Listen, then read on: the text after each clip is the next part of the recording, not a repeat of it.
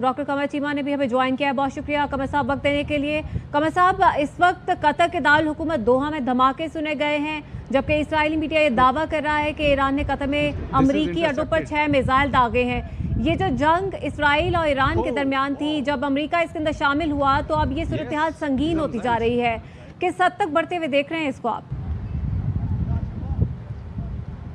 जारी बात है, जंग फैल गई है और ये बिल्कुल मुमकिन था क्योंकि ईरान ने अपनी जो इस खित्ते के अंदर जो सिचुएशन बनाई हुई थी उसमें अगर ईरान ये हमला ना करता तो जारी बात है ईरान की क्रेडिबिलिटी गैप आ जाता।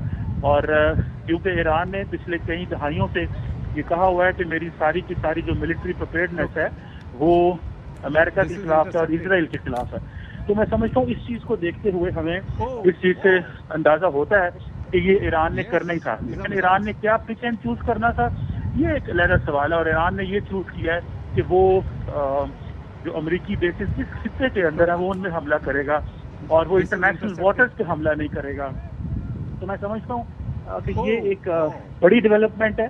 और क्योंकि अब अरब ममालिक जो और अरब ममालिक हैं वहाँ से भी अमेरिका जो है वो अटैक कर सकता है, या इसराइल या कतर से भी ईरान के ऊपर दोबारा अटैक कर सकता है। एक सिनेरियो ये है। दूसरा सिनेरियो ये है कि कतर के अंदर ये जो बेसिस है ये इस अटैक को रोकेंगे, और जब अटैक को रोक लेंगे तो फिर उसके बाद वो ये समझेंगे कि ईरान हमें नुकसान नहीं पहुंचा सका, तो उस पर फिर खामोशी हो जाएगी। तो मैं समझता हूँ कि ये दो तरह के सिनेरियोज हैं। एक तो ईरान जो है उसने हमला तो अपना कर दिया, लेकिन उसके बाद कुछ ज्यादा नुकसान नहीं होगा अमेरिका का।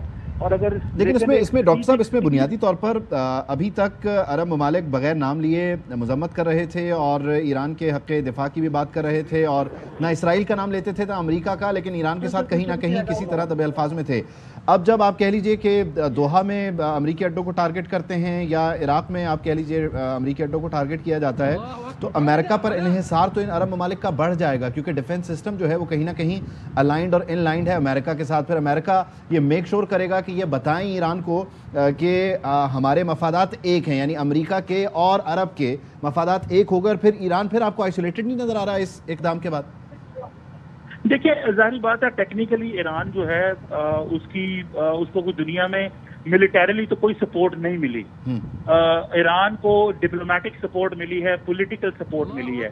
तो मैं समझता हूँ कि ईरान जो है उसका ये हमला करना उसकी नेशनल सिक्योरिटी के लिए जाहिर बात है इस तरह इम्पोर्टेंट हो गया था। अगर वो ना करता तो मजीद वो एक इररेलेवेंट हो जाता है इस खित्ते के अंदर, और अपनी अवाम के अंदर भी उसकी जो क्रेडिबिलिटी है वो ना रहती। हाँ, सवाल ये पैदा होता है कि अब अमेरिका क्या करेगा। या तो अगर अमेरिका इस हमले को रोक लेगा और रोकने के बाद वो कहेगा कि हमें ज्यादा नुकसान नहीं पहुंचा तो हम इसको इग्नोर कर देते हैं ताकि जंग ज्यादा ना फैले, क्योंकि अमेरिकी सदर बार बार ये कह चुके हैं कि हम जंग की तरफ नहीं जाना चाहते और मैं जंगें शुरू नहीं करना चाहता। लेकिन ये जो उन्होंने ईरान के न्यूक्लियर प्लांट से हमला किया था, ये बेसिकली एक पार्टिंग शॉट थी।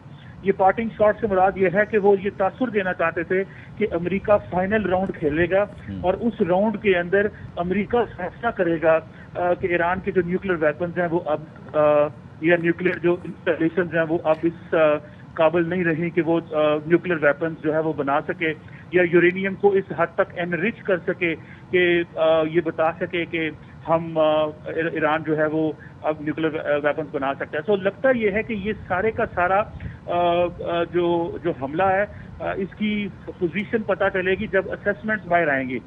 जिस तरह कहा जा रहा है कि डिफेंस डिपार्टमेंट इसकी असेसमेंट कर रहा है, तो ये डोनाल्ड ट्रंप पे डिपेंड करता है, क्योंकि डोनाल्ड ट्रंप के ऊपर एक इंटरनली प्रेशर आ रहा है कांग्रेस का, कि अमेरिकी कांग्रेस ये कहती है कि डोनाल्ड ट्रंप ने कांग्रेस को पूछे बगैर ईरान के साथ जंग शुरू कर ली है और कांग्रेस को इसमें इन्वॉल्व करना जरूरी है। तो मुझे लगता है कि इसमें, और देन ईरानी अमेरिकन मीडिया भी इससे बोलेगा। तो जिस अंदाज से उन्होंने जंग शुरू की कि उन्होंने अपने जहाज भेजे, और जब जहाज भेजे वहां से और वो वापस चले गए अमेरिका, तो जब वो जहाज वापस चले गए तो उन्होंने समझा कि हमारा ऑपरेशन कंप्लीट हो गया।